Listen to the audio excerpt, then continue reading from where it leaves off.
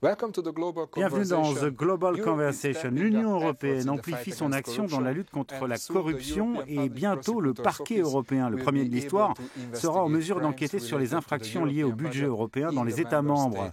Nous sommes avec la chef de ce parquet européen, Laura Codruta-Kövesi. L'Union européenne se prépare à débloquer des centaines de milliards d'euros pour son fonds de relance, mais aussi pour le budget européen sur 7 ans. Il est probable que des organisations criminelles prévoient déjà de mettre la main sur cet argent, ou au moins une partie de cet argent. Comment protéger ces fonds européens? Sur quel secteur, quels projets et quels États membres allez-vous vous concentrer?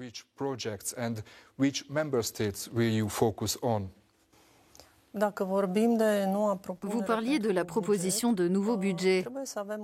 Nous devons avoir un principe simple en tête. Plus d'argent, cela veut dire plus de flexibilité et moins de règles.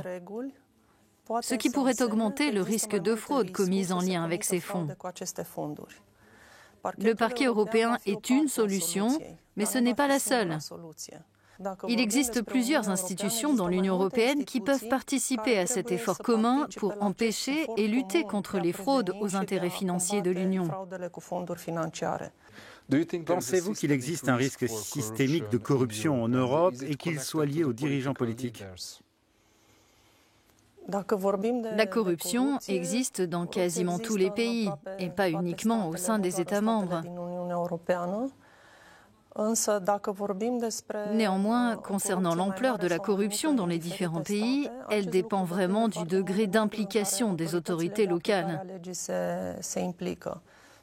Cela dit, il est impossible de dire que tel pays est très corrompu et qu'un autre ne l'est pas du tout. Quels sont les principaux obstacles à la mise en place de ce parquet européen?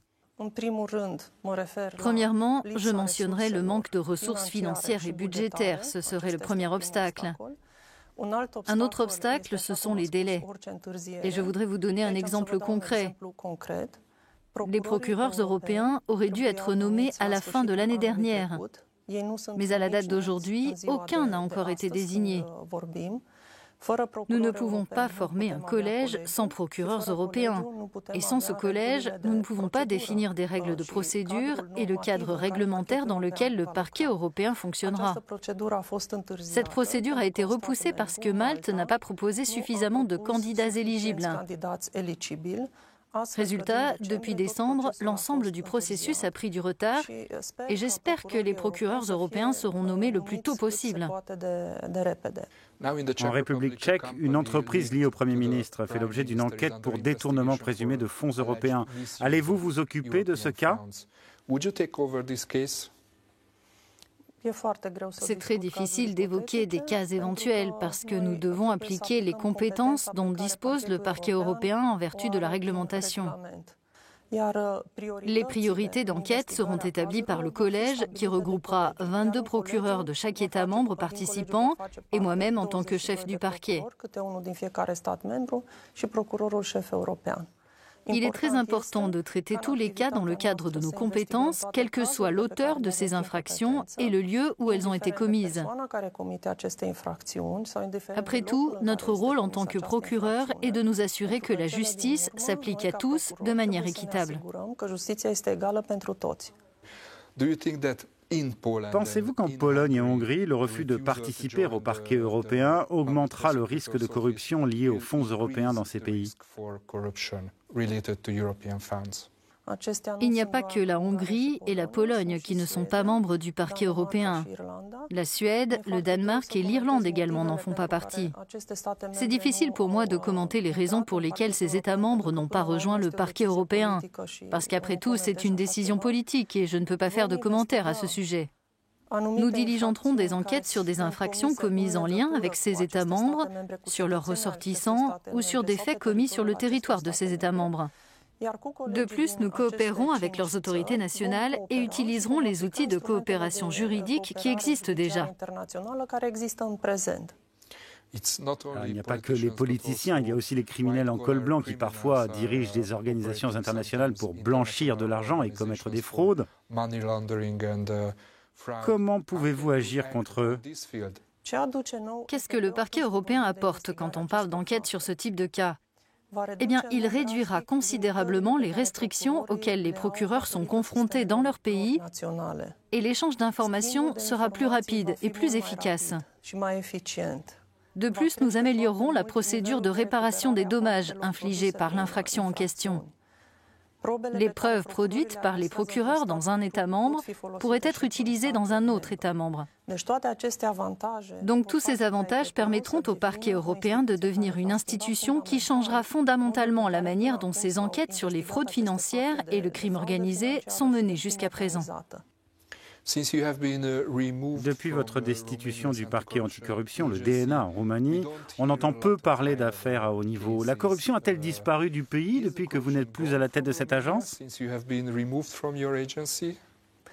J'ai quitté le DNA il y a 2 ans et c'est difficile pour moi de commenter ce qui se passe sur place. Pour autant, nous devons tenir compte du fait que ces 3 dernières années, la justice roumaine a été constamment attaquée. De nombreux procureurs et juges ont été harcelés par différents biais. Quantité de procédures disciplinaires ont été initiées à leur encontre et des enquêtes criminelles ont été ouvertes contre des procureurs et des juges. Conséquence, l'indépendance de la justice a été sans cesse remise en cause par des attaques et des modifications législatives. En Roumanie, on vous accuse de nombreuses choses, de représenter des intérêts étrangers, les intérêts de services secrets. Êtes-vous prête à affronter des attaques similaires au niveau européen?